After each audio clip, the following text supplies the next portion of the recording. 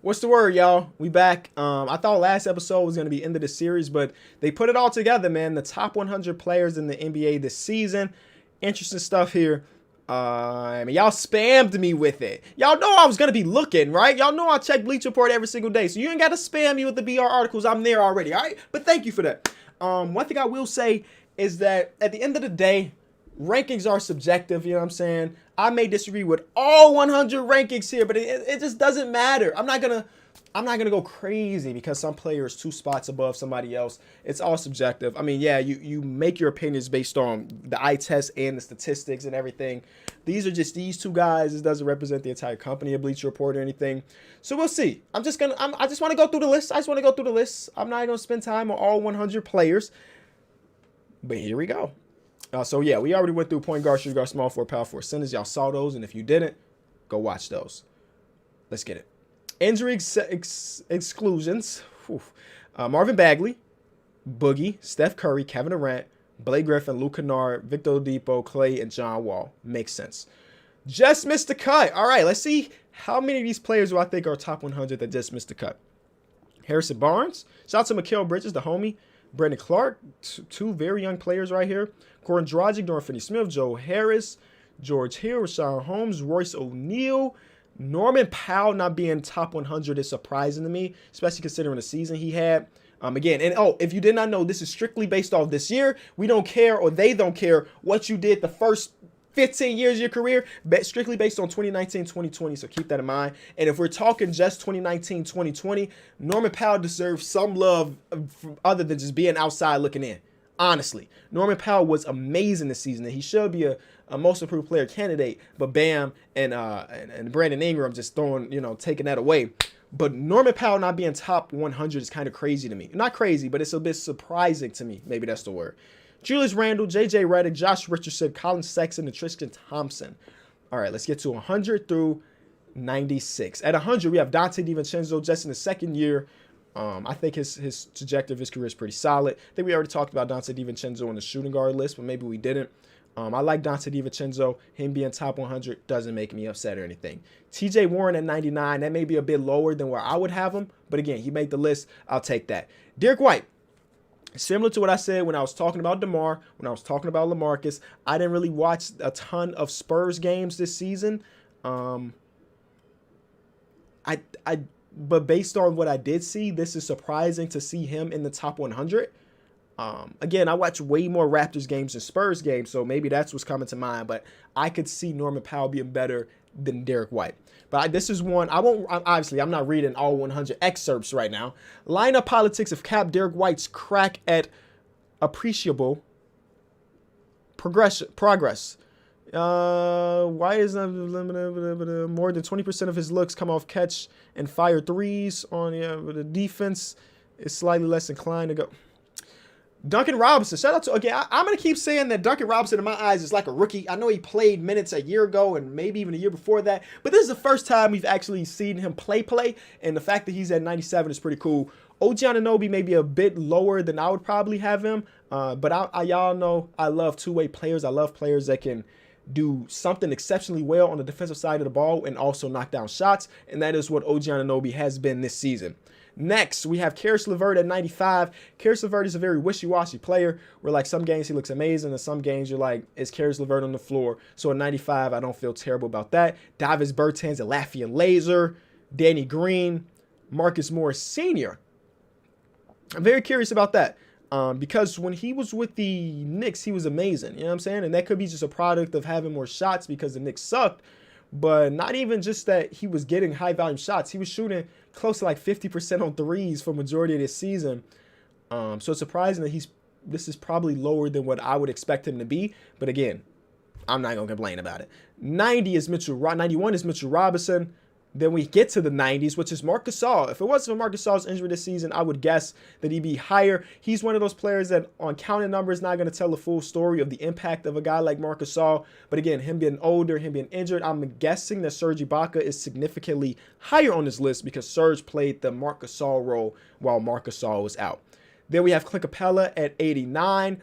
Clint Capella was such a weird season for him because when he's with the Rockets, he was looking cool. But eventually he went out and they figured out, oh, snap, we were probably a better team without him. I wish we would have got to see him play for the Hawks this season, but even after the trade, he wasn't healthy enough to play. Drummond at 88.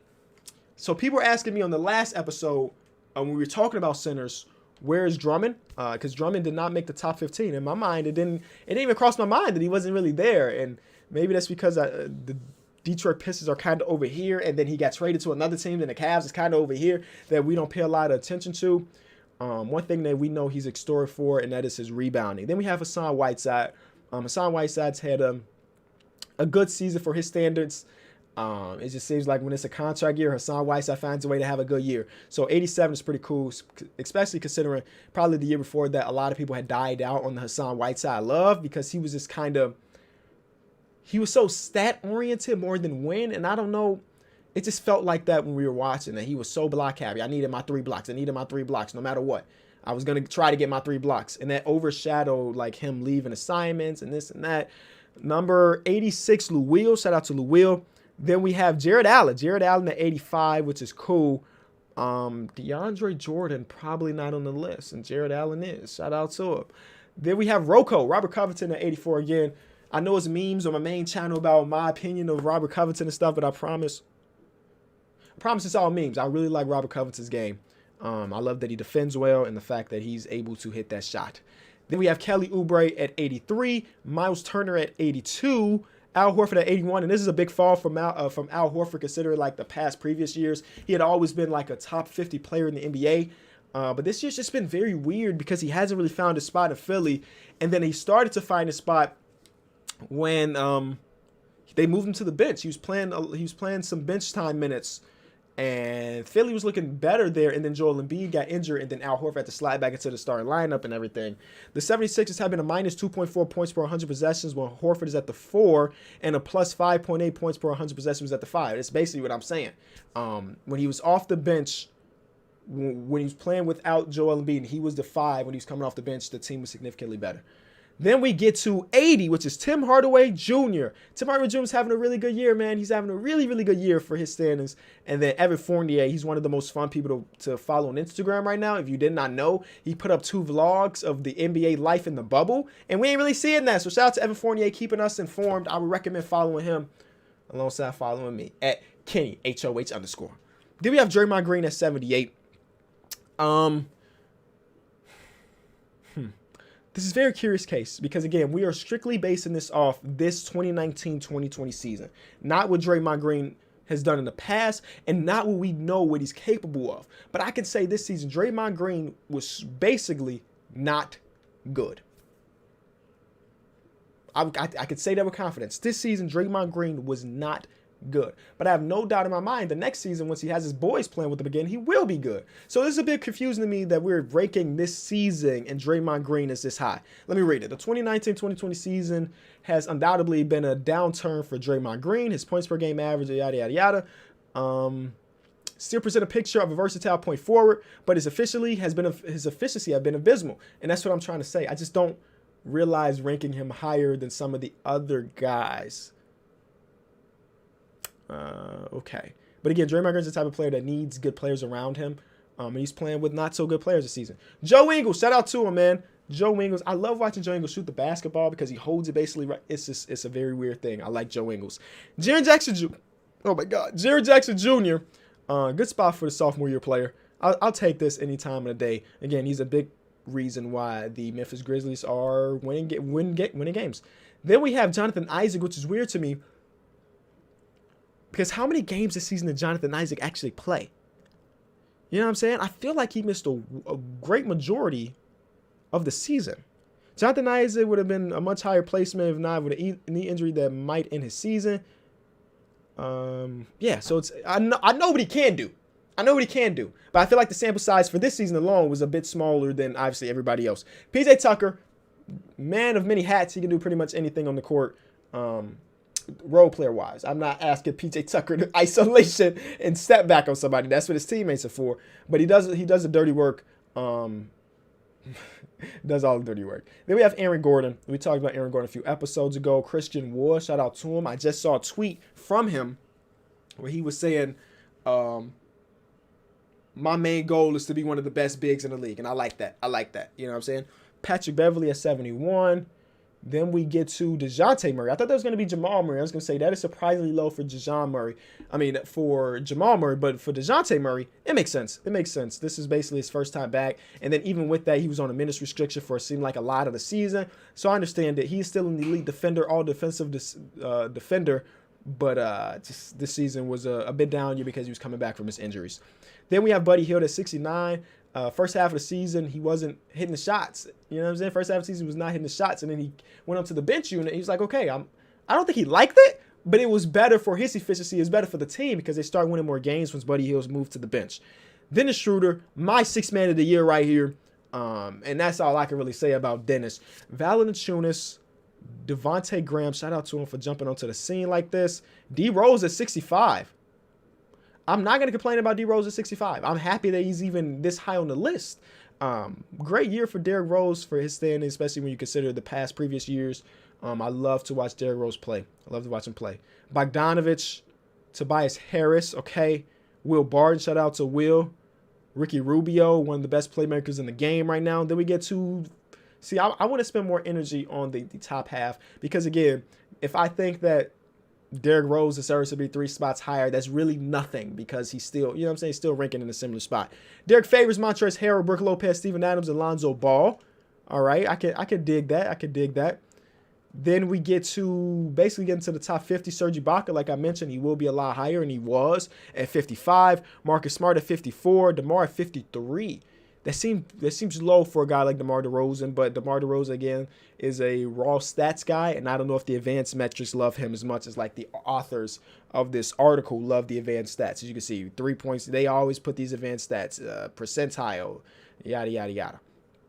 Paul Millsap, Kevin Love. Now we at the top 50 with LaMarcus Aldridge. Okay, shout out to LMA. DeAndre Ayton, we talked about him last episode. Malcolm Brogdon, I love to see that. I mean, he's fallen off from the 50-40-90 from the previous year, but he's still an impactful player. When Malcolm Brogdon wants to get to the rim, it's not many people that's going to stop him from doing this. Shout out to Malcolm Brogdon.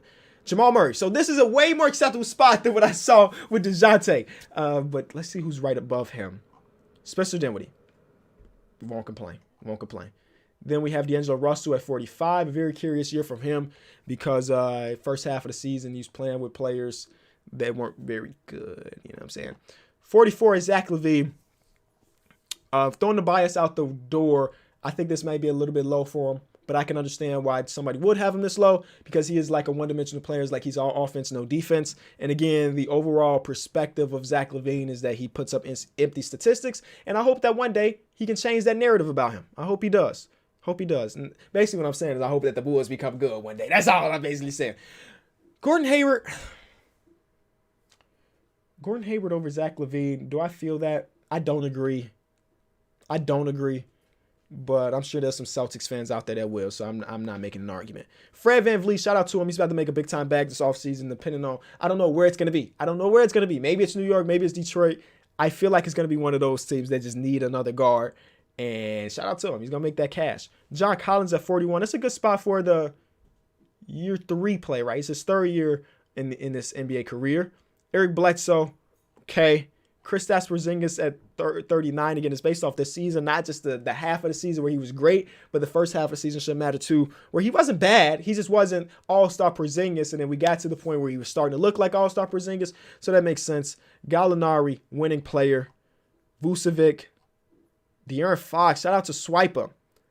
Where was Swiper ranked amongst point guards? I don't remember, but I love watching Swiper play. Domantas Sabonis at 35. That seems a bit low for an all-star guy. Who's right above him? Ja Morant and CJ McCollum, and then Donovan Mitchell. What do I don't know. Do I feel like this is slow? Yes. But how many people that I just named would I put him over? You know what I'm saying? That's the way you got to think about it. Yes, the raw number of Domantas Sabonis being the 35th best player in the NBA seems low. But then you compare him to like Ja Morant. I could see Sabonis being better than him this season, but then again, Ja Morant, the team was supposed to be 25 wins. They are in the bubble right now with the 8th seed. A lot of that is Ja Morant, man. A lot of that is Ja Morant. And then compare it to like CJ McCollum. CJ's going to be a bucket regardless. And the lack of all-star appearance is not an argument for me, considering the competition for Sabonis to make the all-star game this year was significantly less than the competition for CJ. I'm not making a case that CJ should have been an all-star, but you get what I'm saying? Like, the talent pool on the Western Conference side for guards is elite, and then the talent pool for forwards amongst the Eastern Conference is not that elite. You know what I'm saying? 32 is going to be Donovan Mitchell. I was talking to some people, and a lot of people believe that Donovan Mitchell is overrated. So seeing him at 32 is not a surprise here. We know that he is a good scorer and everything, but a lot of people believe that he is overrated. So 32 feels a bit low, but I'm not going to complain. Shea. I love me some Shea. 30, Jaylen Brown. Then we have Zion at 29. I already made the argument about Zion being high. I understand the idea of it, but I wish it was more than just the 565 minutes of total play to base my opinion on Zion right now. I think his future is amazing. And then I just saw that he's even more ripped now than he was here. It's a dangerous sight. Then we have Brandon Ingram at 28. Devin Booker at 27. Bam at 26. Bam versus Devin Booker. I know it's hard to compare two players that run different positions. You know what I'm saying? So I don't even want to try to make the argument that Devin Booker should be higher, considering, again, they're running different positions. I just think the workload on the offensive side of the ball for D-Book is so elite. But then the workload for Bam Adebayo on the defensive side of the ball is elite. And then he also holds offense. I could see either way. I would probably put D-Book above Bam at this point in their careers. Drew Holiday being 25 is really surprising to me, though. That's over Bam. That's over D-Book. That's over Brandon Ingram. That's over Jaylen Brown, Shea. Again, Drew Holiday is my boy. But seeing him at 25 is high. Can we agree on that? It's high. Yeah. I think it's high. And these little write-ups are the same as the other ones, because I remember reading this line. Drew Holiday is the same as ever. Damn good and underappreciated. It's the same thing. Kemba at 24. 23, Trey, Ice Trey. Let's get it. I like that spot for him, considering offensively he's a juggernaut. Defensively, he is a nothing. Russell Westbrook at 22. Russell Westbrook at 22 is wrong. I want to read what they say. Slotting Russell Westbrook any higher would demand selective memory. Indeed, he turned a corner once the Houston Rockets steered into micro ball. He averaged 31, and I'll round up to 6, with a 57 true shooter percentage since Clint Capella left the rotation. Close to 56% of his field goals were coming inside 5 feet during this time, compared to It would not be a stretch to say this is the best version of Russell Westbrook ever. Okay, so tell me why you have him 22nd. The OKC Thunder never afforded him so much room to maneuver. That is a fact. Not even in the Kevin Durant years. His downhill attacks are a different kind of terrifying and almost impossible to stop. When he's not forced to navigate cramped spaces, he's even upped his accuracy from downtown from 30. Okay. So tell me, still the first part of the season happened. Russell Westbrook was on course for the 4th worst true shooting percentage of his career prior to January 1st, while firing up too many threes, during which, I don't need to read anymore. So their argument is that the first 2.5 months of the season, Russell Westbrook was not good. And then, once Clint Capella was out, elite. 22 is still too low for me, though.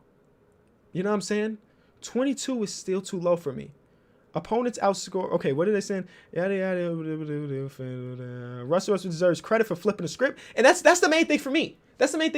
Usually, if a player is going to progress or change his play style, it happens in the offseason where they have time to practice in this. Russell Westbrook was like, okay, today I want to shoot 7 threes, and then after that, I won't shoot another one for the rest of the year. It switched like that, and that's winner mentality. That's just understanding. It took him a while to understand that, hey, I shouldn't be shooting threes, but the fact that he did get to that point where he understood it should be something we praise him for. Bradley Beal at 21. Kyle Lowry at 20.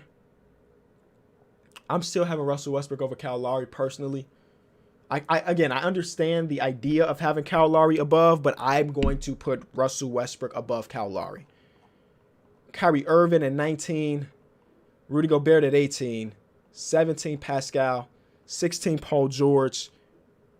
15. See, the idea of Paul George is interesting because in the NBA just released an article, the top 10 players in the bubble right now, and Paul George is like number 9 on their list, and they have him number 16 in the entire league this season. So, like, the idea of Paul George has been so different between everybody. So, see him at 16, you know what I'm saying?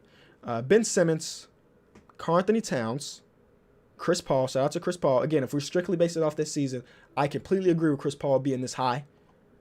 Joel Embiid at 12. Jason Tatum at 11. Chris Middleton at 10. This is probably going to be super high for a lot of you guys, but I can understand it. He's basically 50, 40, 90 this season.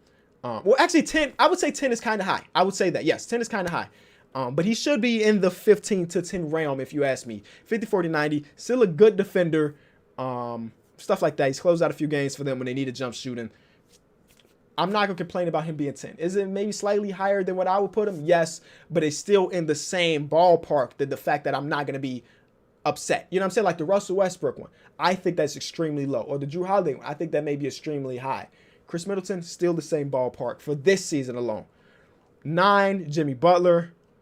8, Anthony Davis. Wow. Okay, I expect him to be way higher than 8. Dame. I can say Dame. Yep, Dame should be maybe a little higher. If we strictly based off this season individual, Dame might be a little bit higher. Jokic, okay. There's Luka at 5.